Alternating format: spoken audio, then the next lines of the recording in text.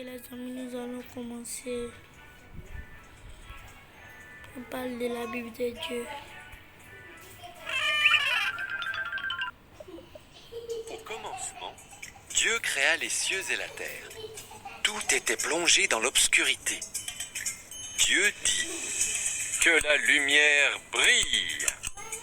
Il appela la lumière jour. Puis Dieu fit un espace pour séparer les eaux d'en haut et celles d'en bas.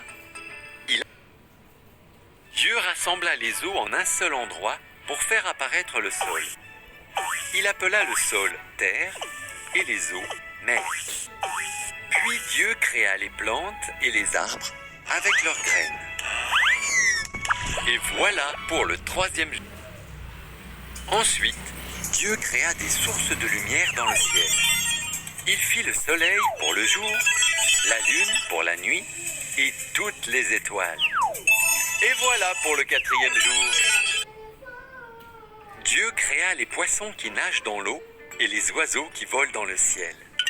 Et il leur dit, « Ayez des bébés. » Puis Dieu créa les animaux terrestres, le bétail, les animaux sauvages et les reptiles qui rampent sur le sol. Restait-il encore quelque chose à faire? Oui. Alors, Dieu créa l'homme et la femme à son image. Dieu regarda tout ce qu'il avait créé. C'était très bien. Alors, le septième jour, Dieu se reposa.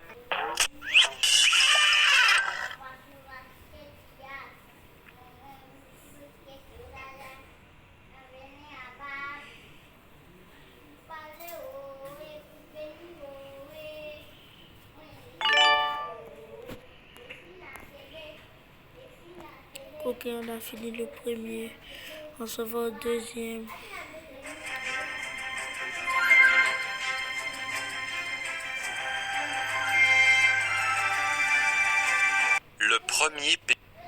Le premier homme et la première femme, Adam et Ève, vivaient dans un beau jardin que Dieu avait préparé pour eux.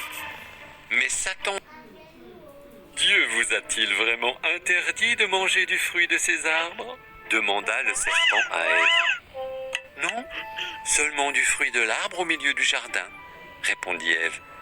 Si nous en mangeons, nous mourrons.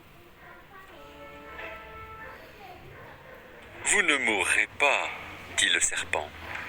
Dieu ne veut pas que vous mangiez de ce fruit, car si vous le faites, vous deviendrez comme lui. Vous connaîtrez tout ce qu'il connaît.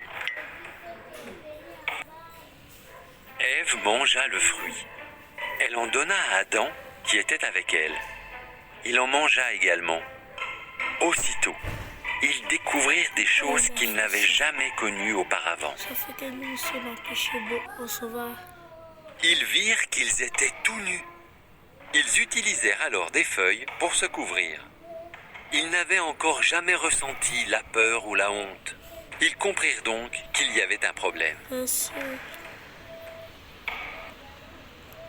Adam, Ève, appela Dieu. Nous nous cachons, répondit Adam. Nous sommes nus. Dieu dit, Serpent, tu ramperas sur ton ventre. Le fils d'une femme t'écrasera la tête. Puis Dieu fit des vêtements à Adam et Ève et les chassa du jardin. Il plaça à l'entrée un ange avec une épée flamboyante pour les empêcher de revenir.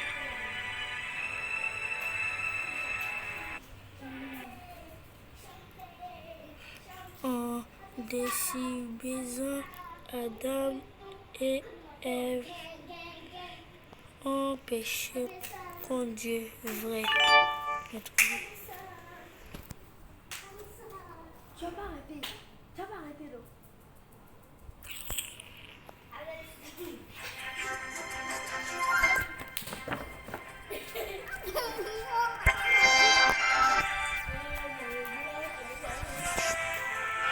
Ok, on se voit au troisième aujourd'hui. Je ne sais pas si la vidéo va durer. La terre était très peuplée, mais les gens étaient tellement méchants que Dieu regretta de les avoir créés. Il décida alors d'envoyer un déluge pour nettoyer la terre de tous ses habitants. Mais il y avait un homme appelé Noé qui n'était pas comme les autres. Noé aimait Dieu et lui obéissait. Alors, Dieu décida de sauver. Dieu avertit Noé que le déluge allait arriver. Il lui dit de construire une arche, un énorme bateau avec un toit, 3 étages, une fenêtre et une porte.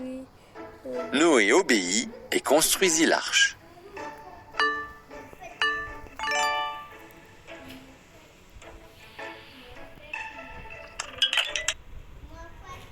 Dieu dit à Noé de rassembler 2 animaux de chaque espèce, un mâle, une femelle. Puis Noé, sa famille et les animaux entrèrent dans l'arche, et Dieu ferma la porte. La pluie tomba pendant 40 jours et 40 nuits. L'eau venait du ciel et jaillissait aussi des océans. Même les plus hautes montagnes disparurent sous l'eau.